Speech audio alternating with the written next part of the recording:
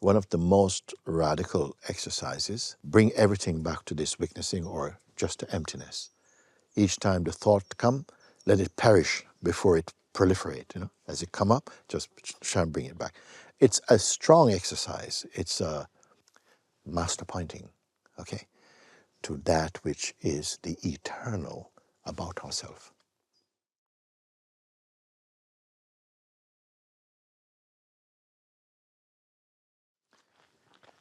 You see, when we speak about also that one of the major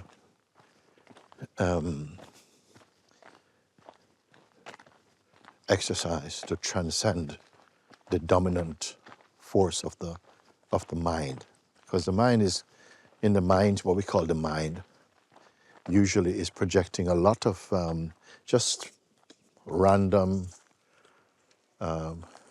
pointless thinking, just habitual thinking. And it may seem harmless enough. It's not that you have to be thinking to hurt someone. Just the traffic of mind creates a kind of, it creates a sort of like a fog, a kind of layering, as it were, from our way of looking over the silence of being. And because we become accustomed to it, it's just unquestioned. This kind of white noise is always going on, going on. So the sages have said, and I say also, that do not regard this white noise as harmless, and don't accept the habit of going in it, because no, it's just going on. It keeps pumped up the identity that it needs to refer to have a relationship with its projections. You see, so this I call white noise activity is very much laced with or underlies this identity that keeps us in the state of personhood. And the state of personhood itself is like a fog layer that covers the purity of being. So one of the most radical exercises that not everybody can take to it, but at some point, as you begin to as you start, first of all, for observing with detachment, disidentify from the activity of the mind. We're going to say mind.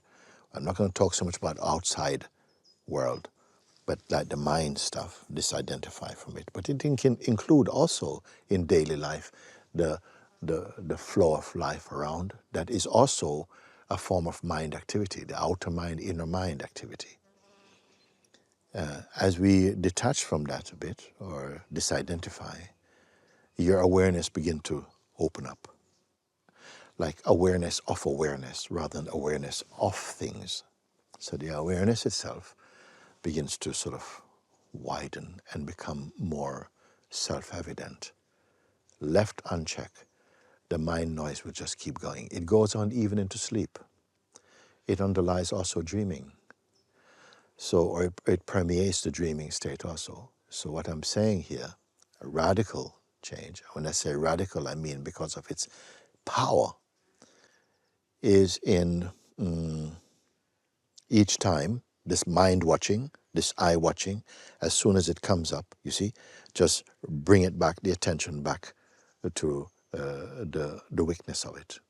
The weakness has no identity, it has no structure, it's just witnessing. The weakness means witnessing. So bring everything back to this witnessing or just to emptiness. Each time the thought come, let it perish before it proliferate. As it come up, just try and bring it back. It's a strong exercise. It's a Mahatma exercise, because you start and you'll find, whoa, at a certain time you begin to feel the force of the mind will feel as though it is not having this. It wants to stretch out. And so what you're doing is not fattening it, not feeding it with the attention, but bringing it back to either through the question, For whom is these thoughts coming? For who are they appearing for? And the natural response, well, it's for me. It's not for you or you. It's for me here. And this me is another name for the false I, the sense of the ego or personal identity. So I say it's a radical exercise, but I know some of you are wanting this, to be really strict with it. And it doesn't mean that you have to give up anything to do it, but really be willing to be dedicated to sitting and mind this mind watching exercise, this eye watching exercise of being, each time it arises, don't let it grow, don't water it. You sort of like bring it back to the fact that into the emptiness from where the seeing of it is coming. You may have to watch this over and over again for a while before you start exercise. Just listen, understand what I'm sharing. So keep bringing it back, neutralize. And after a while, you break the speed, you break this kind of saturation. And the mind, what I like to say about the mind, it arises from the heart, from the core, but it went out like a wild child, like a unruly child. Now you're applying some discipline, and it's going to feel very frustrating for the child and the parent. In this position, you are the parenting to bring it back, because you're going to have some resistance. But what you're doing here is making a shortcut to freedom. You do this, even for short periods of time, 5 minutes, 10 minutes, you do it. Some of you can go on longer. You do this. Don't let it flourish into a forest. Just keep it here. Shrink down to the tree, shrink down to the root, shrink down to emptiness. Stay in the emptiness until you gradually come to see that the emptiness is behind all things. It is the carrier of all things, being that empty state. The more you observe like that, as I said earlier, that the awareness itself, the field, seems as though it expands. At an experiential level, feels at the scope of awareness, the broadness. You start to see that, wait a second, it is not to be confused with just feeling quiet and feeling. It's not just quiet, it's immense. And it's not a thought. It's not, don't think you are the awareness. You have to see and be it.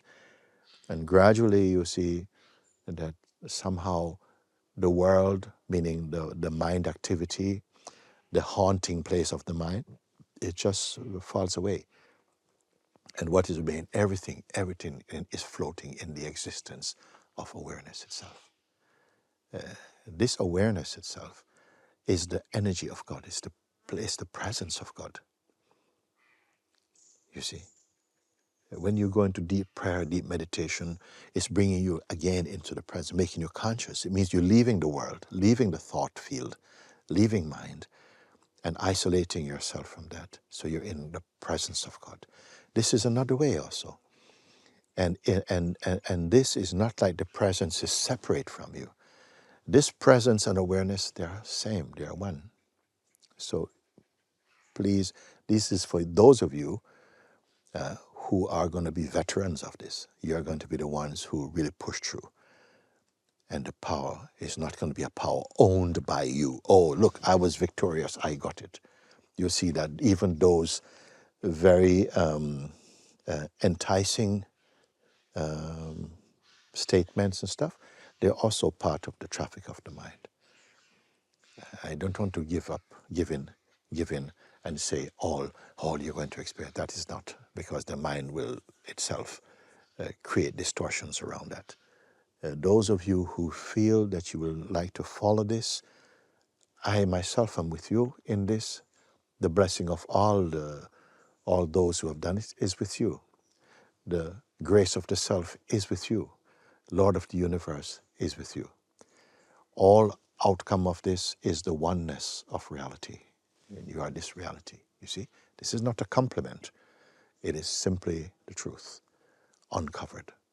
So bless you, bless you, bless you for this. Bless each one in the hearing of this.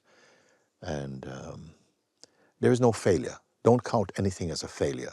Even the mind comes very loud, it just means that it's been exposed more.